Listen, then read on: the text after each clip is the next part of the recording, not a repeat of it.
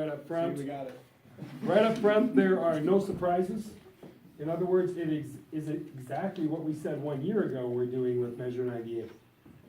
We haven't changed course, and so I'm gonna very briefly remind all the players what our goals were. We were going to, and we are continuing to expand our programs with dropout prevention and career and technical education program addition or expansion. The dropout prevention is the SRO, where we share with Union and North Powder. We also assigned a staff member to serve in the capacity as guidance counselor.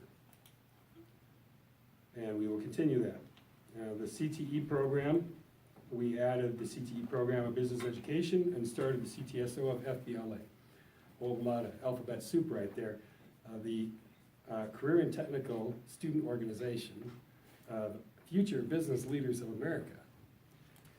And we also expanded our agriculture CTE program with the addition of the commercial agriculture drone program. And on your little paper it says college classes. That's my mistake, a typo. Pay no attention to that. While we're doing those, that is not our focus of our Measure 98 funds. There were 4 goals that are associated with this. We're going to foster positive relations with students and families. You might remember some of these from last fall. We're going to assign a current staff member to serve in the position of guidance counselor. We're going to create and recognize an additional area of CTE and expand current agriculture CTE program.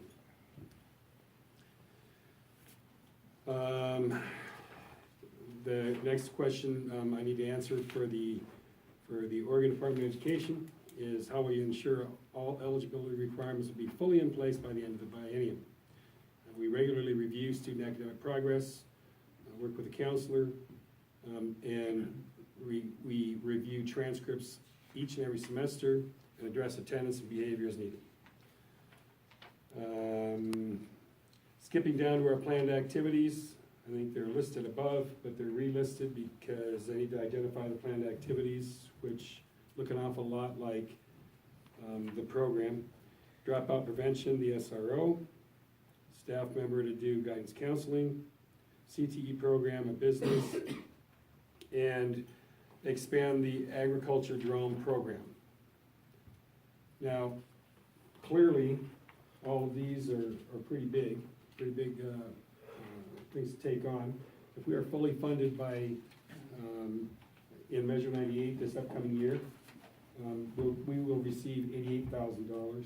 We are budgeting 63 because that's the current funding level. That's if the magic wand doesn't wave at the legislature and give us the full funding, which may or may not, because it's all part of the same package that's now going to end up being okay, but the revenue was never approved. What John was referring to, it's all tied into the same issue with budgets. But even with the $88,000, we made a commitment a year ago when we expanded these programs, and the way we went about it, these programs cost a total of about $100,000 to $110,000. We knew that. And we know that while we're receiving the Measure 98 funds, that we also last year, and will continue this year, to spend general fund towards these efforts. They're augmented, they're supplemented. But it doesn't change the overall program and what we're trying to do with the high school success plan. So the intended short-term outcomes, and I explain that all to you because you have to pay attention to what your outcomes are and how you're trying to get there. And if we didn't include the total program, even though it costs more than what they're providing us, we wouldn't be reaching these kind of outcomes. So short-term, in the next year, we want to reduce 9th grade chronic absenteeism by 10%, and 9th grade course failures down by 20%. That's what we're looking for the next year. The SRO and Site Council working on attendance data and overall attendance rate increased by 2%. But more importantly, the long term, so looking out to like 2023, we want to have a culture where the teachers will actively support all students in their paths beyond high school through mentoring, advising, and providing recommendations and support. Student enrollment in advanced coursework and career and technical education courses will rise by 20%, with most of this increase among students not traditionally in these paths. And student attendance and engagement levels increase relative to the relevance of broader program offerings and connections with school.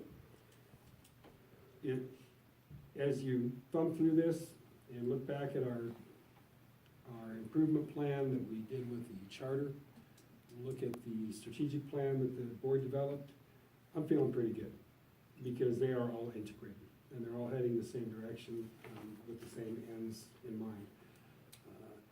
This exercise this fall, or this spring, in getting our plan approved is exactly that. It's an exercise. There's nothing that's changed in the operation that, as we set it out to be. What are your questions?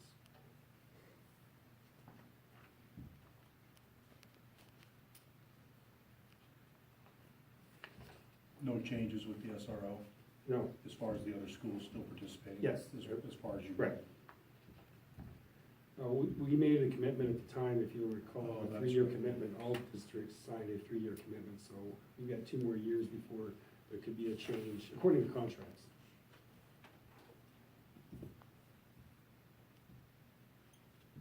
I think your high school success plan adequately addresses and integrates all our existing plans.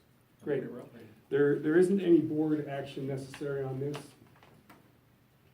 I just needed to provide, take evidence that I actually briefed it to the board. Thank you for taking this for us, Mr. Motts.